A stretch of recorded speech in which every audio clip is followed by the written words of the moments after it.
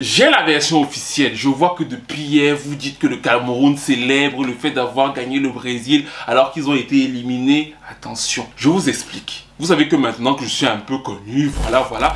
J'ai souvent tonton et Tofis au téléphone, on parle.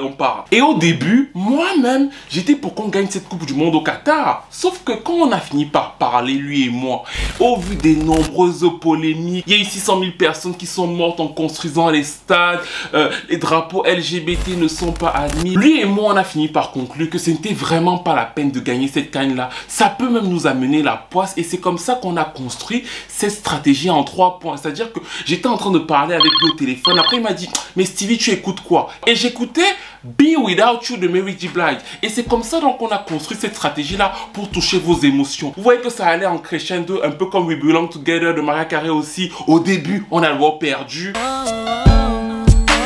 Ensuite, dans les dernières minutes contre la Serbie, on est remonté comme sur le bridge de la chanson.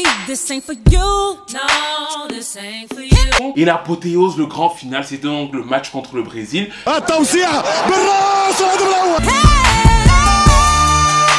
On avait prévu d'aller dans ce sens-là, de rentrer chez nous parce que bon, dans nos cultures, selon nos ancêtres, 6500 morts, trop de polémiques. Si on avait même pris cette Coupe du Monde-ci, vous auriez dit que oui, le Cameroun ne peut prendre que ce genre de Coupe du Monde. Non. Nous, on préfère rentrer, les cultures des autres sont leur culture, mais chez nous, rentrer avec un truc où il y a déjà trop de polémiques, de morts comme ça là, ça ne va pas avec nous. Donc on encourage le Maroc, le Sénégal, la France et tout ce genre de choses.